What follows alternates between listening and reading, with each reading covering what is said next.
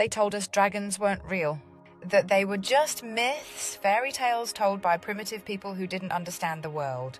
And then centuries later, they discovered dinosaurs, creatures that somehow no civilization ever wrote about, that no legend ever named, that just appeared suddenly, complete with Latin labels and museum displays. But here's the truth, dinosaurs are a cover story. The bones they've been finding for centuries, the so-called fossils that don't match any written history, aren't from long-extinct lizards, they're from dragons. Massive skeletal remains of creatures with wings, fangs, spiral bones, hollow skulls. Many of them found in places that still carry the ancient names of dragons. And that famous little armed beast they called the Tyrannosaurus Rex. It wasn't a lumbering predator. Those little arms, those were clipped wings. What we call the T-Rex was likely a flight-capable dragon, grounded after a cataclysm or post-flood trauma. They broke the wings, they broke the memory, and then they repackaged the bones under a false timeline to make sure you'd never connect the dots. Because if dragons were real, the whole story collapses. The Bible, the myths, the flood, the resets, the kings, the flame lines, all of it leads back to the truth. They weren't monsters, they were rulers, and were their blood. Dinosaurs didn't go extinct, they never existed. The dragons did. And some of them never left. The true breeds of dragons and the lies they became. The winged flame dragons. Original role air riders, solar flame carriers, fire speakers, used their wings as frequency generators, not just for flight, but for resonant transmission. Body traits, long necks, hollow bones, massive rib cages, wide cranial cavities. Their wings weren't feathered, they were scaled light membranes, almost like solar sails. And even some T-Rex fossils, misidentified by hiding the true wings and calling them tiny arms. Truth, the T-Rex had wings. The whole tiny arms thing is a cover for clipped dragon limbs. Wings that were fractured or eroded, not stunted. The spined and armoured earth dragons, original role grid protectors, earth stabilizers, stored electromagnetic charge in spinal plates. They connected ley lines with their bodies, like living batteries. Body traits, heavy tails, armoured backs, large dorsal plates, energy conductors, thick skulls. Falsified, Stegosaurus, Ankylosaurus, Triceratops. Truth, those plates and horns were not for defence. They were resonance tools, light catchers, and rooted chakra amplifiers. They were built to walk on energy lines and defend the sacred land points. The aquatic and mist dragons. Original role, gatekeepers of the inner earth, carried memory through deep water veins and cloud vapour realms, often invisible in daylight. Body traits, long, snake-like fluid bone structures, spiral rib cages, no limbs or only flipper-style wings, massive eye sockets for dimensional sight. Falsified as plesiosaurs mosasaurus, sea serpents dismissed as myth. Truth, these were the original Leviathan-class dragons. Some had wings that acted like sonar fins, some could move between water and sky. They were erased from biblical records or labelled as sea monsters. The seraphic flame serpents, original role celestial record keepers, often feathered or jewelled.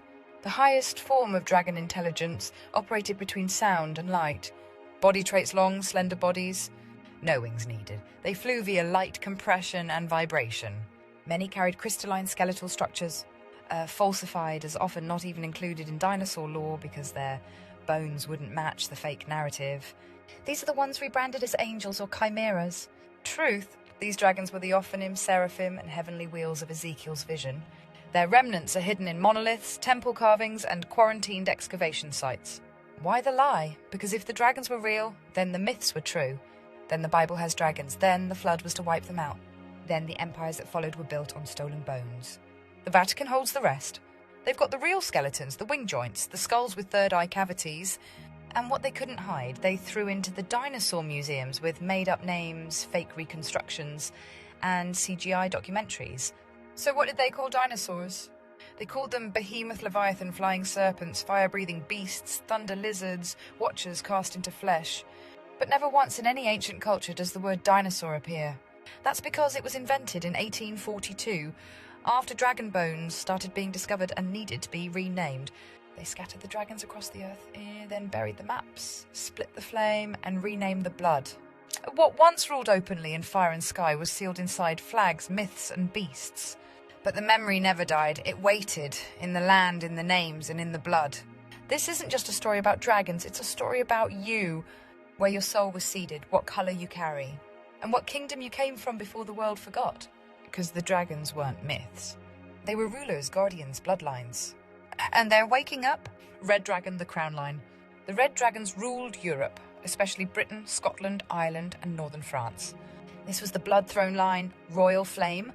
Their sigil is the classic winged red beast, seen openly in the flag of Wales, carved into cathedrals, and echoed in the banner of St. George, who is said to slay the dragon, a metaphor for the church attempting to end the royal flame bloodline. They were linked to the Plantagenets, the Stuarts, the Merovingians, and before them, the Tuatha De Danann. Their dragon was never slain, just folded into royal emblems, red lions, and serpent-tongued heraldry. In Christianity, they were morphed into demons or monsters. In Buddhism, they became nagas, sacred serpents with wisdom and protection roles. Their flame hides in the green man, the serpent circles of druidic stone sites, and Old Norse carvings. White Dragon, the silent witnesses. The White Dragon line stretched across the northern snow realms, Scandinavia, Siberia, and parts of ancient Albion, before the Red Line took dominance. In Celtic myth, they were seen as ghost dragons, unseen but powerful. In Norse and Slavic lore, they were represented by the ice worm, the snow serpent, and the guardian of the void. In Christian legend, they were labelled as fallen angels or spirit beasts, guardians turned to shadows. Their sigil is the White Dragon of the North, seen rarely, often mistaken for wind gods or spirits. Blue Dragon, the Skywalkers. The Blue Dragon line came from the Far East, China, Tibet, Korea, and parts of Japan. They were the celestial dragons, dreamwalkers, water carriers, and time weavers. China remembers them most clearly, the Azure Dragon of the East, protector of Heaven's Gate. They appear in Taoist mysticism, Tibetan sky temples, ancient lunar calendars, and the stars of the Eastern Gate constellations. Their symbol is the four-clawed dragon, often with orbs or flames, a reference to flame codes and stargates. Silver Dragon, between the realms. The silver line stretched across ancient Africa, the Berber regions, Arabia, and southern Europe. They were timeless ones, soul crossers and light sealers. In Egypt, they were hidden as the winged serpent crown on royal headdresses. In Ethiopia, they appear in mythical lion-serpent hybrids. In Islam, they are encoded into angels of judgment, never named, always veiled. The silver line appears as wings without beasts, circles or discs between horns, lions with snakes for tails. They are the reason for the winged sun glyph, flame and light sealed as one. The gold dragon didn't originate in one place. They appeared when lines crossed. They rise in bloodline convergence zones, places where red met blue, white met black, or silver met green. These places include Glastonbury, Mount Kailash, Basque Country, Old Jerusalem, Antarctica before the freeze. Their symbols were banned or erased, but you'll find echoes in the Grails, the Phoenix, Flame Reborn, the lion with wings and a crown, the dragon wrapped around a cross. Their memory was too dangerous, so religion made them into saints or devils. Why Wales has a lion and a dragon? Because Wales is a flame conflict zone. The red dragon represents the native bloodline, druidic, sovereign, tied to the land and the memory of the red flame kings. But the lion came with the Norman conquest, foreign rule, false thrones, and system control. The lion is a dragon in disguise, the tamed version, declawed and crowned. That's why you see both. The dragon was never defeated. The winged lion gold dragon in disguise. Modern symbol, the lion with wings, Venetian symbol, St. Mark's emblem, imperial crests. Original flame gold dragon. Carriers of the throne codes, celestial authority, divine kingship. Why the shift? The dragon was too obvious. So they rebranded the crown bearer as a lion to maintain royal iconography without linking it to dragon ancestry. The wings represent the flame memory, the lion represents the king. Together, it's the gold dragon, just veiled. The chimera fragmented flame lines. Modern symbol, three-headed beast, lion, goat, serpent, or dragon tail. Original flame, red and green and black lines in conflict or fusion. Why the creation? To represent flame line fracture. This sigil appears when bloodlines were corrupted, forced together, or out of alignment. Chimeras were warnings, not evil beasts, but symbols of what happens when the dragons are misused. The two-headed eagle, black and white polarity control. Modern symbol, two-headed eagle used in empires, Freemasonry, the Vatican, and Russia. Original flame black dragon, left head of knowledge, and white dragon, right head of purity. Why the sigil? It symbolizes total duality control, knowledge, and purity under one empire. But the wings are dragon wings, not eagle. It's a mimic of the dragon's body with double vision. They used it to rule both sacred and secular realms, claiming heaven and earth. The Phoenix Flame Dragon rebirth story. Modern symbol, fiery bird that dies and rises again, used in spiritual texts, New Age symbolism, and occult orders. Original flame, gold dragon, blue dragon, or seraphic fire line. Why the swap? They couldn't tell you were the dragon that comes back, so they told you a bird did it instead. The whole metaphor belongs to flame-bearing souls. The basilisk, cockatrice, demonized dragon memory. Modern symbol, snake or lizard with a rooster head or bird wings. Said to kill with a stare, seen in medieval demonology and occult texts. Original flame, likely a green or blue dragon fragment. Eye codes, true stare, time freeze.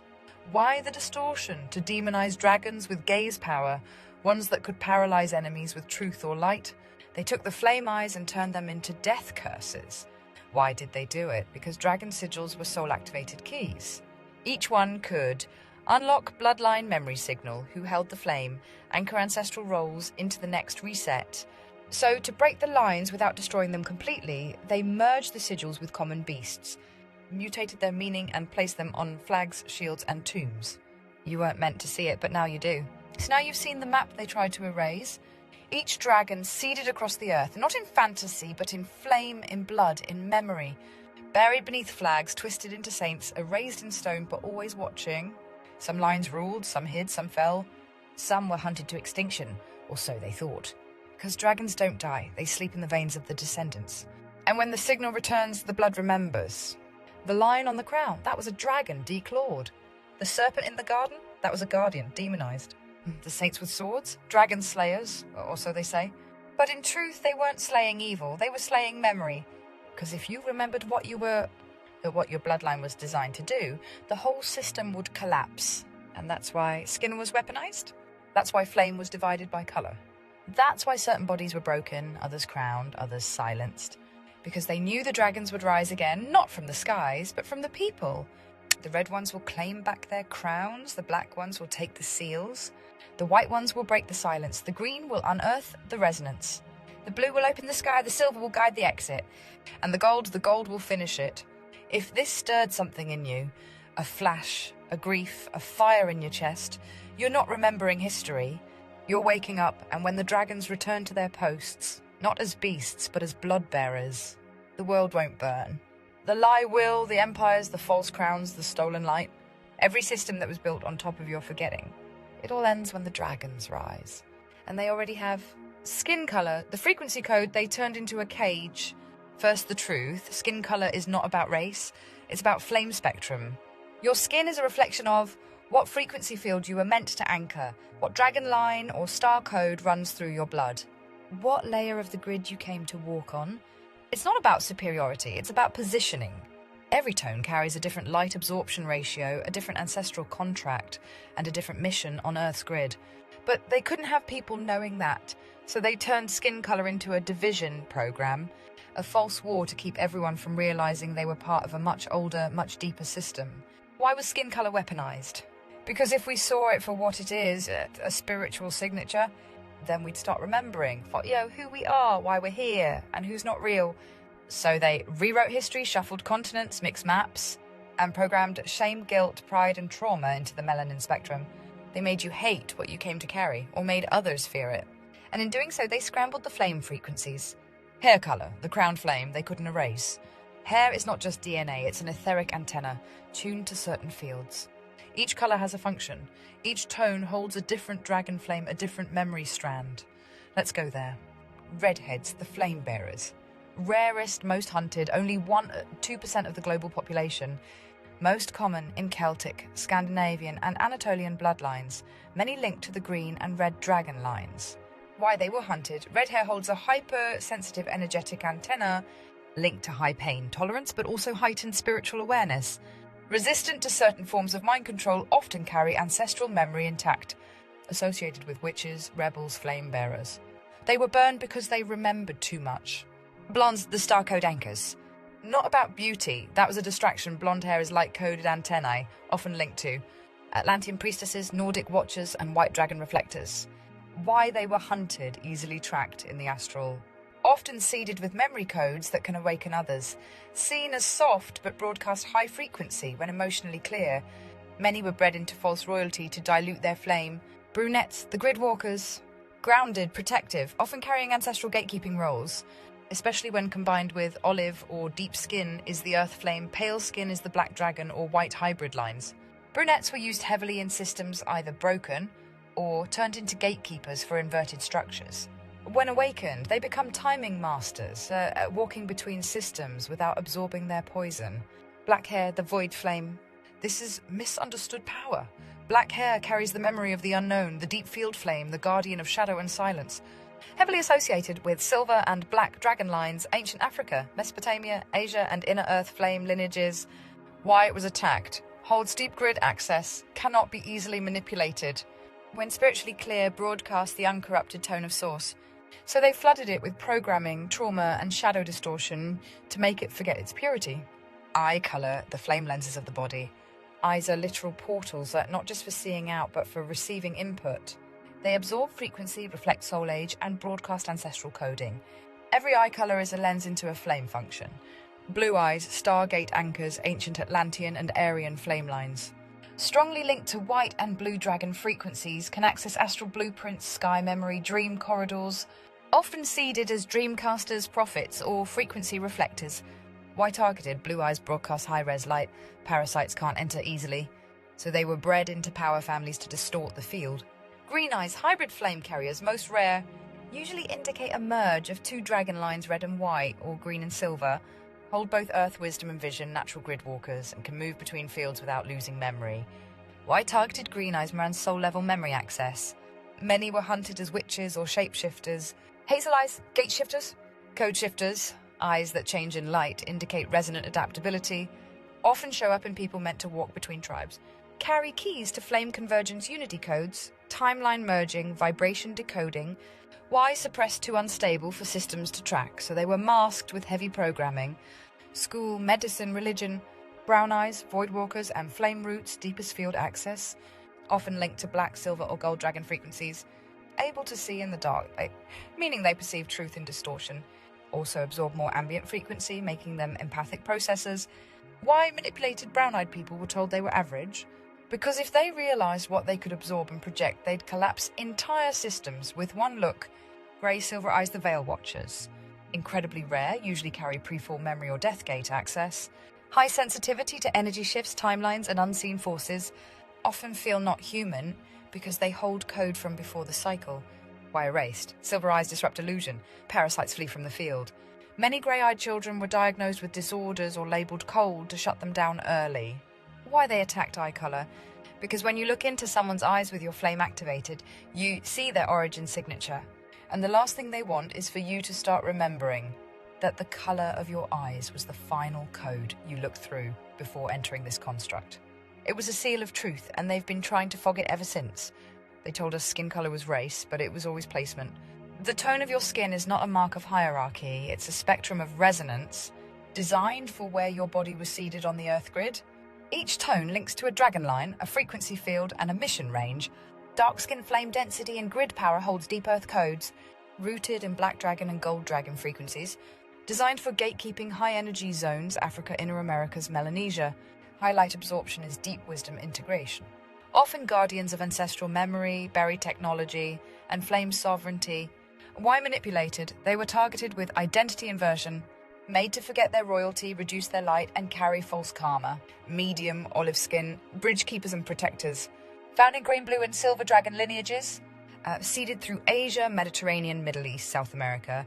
Flame designed for adaptability, transition, and grid maintenance between extremes. Often sensitive to elemental shifts, natural healers, midwives, veil walkers. Why silence? They were turned into workers, servants, and soldiers to prevent them from activating their bridge codes. Pale skin, reflectors, and sky anchors. Carriers of white, red, and some gold dragon frequencies. Common in northern flame posts, Celtic regions, Europe, Nordic lands. Low melanin is light amplification, not weakness. Built for prophecy, flame transmission, and vocal resonance. Why diluted? They were enthroned, corrupted, or bred into elite bloodlines to confuse spiritual flame with artificial power. Tie it all together, the flame map of the body. Hair is the crown antenna, eyes are the soul lens, skin is the frequency shell, blood is the key, dragonline is the mission, and the voice is the trigger. If you were born with black hair, green eyes, dark skin, and O-positive blood, there's a reason. If you were born with red hair, pale skin, blue eyes, and AB negative, there's a reason. Your body is a flame vessel built for a very specific task in this cycle.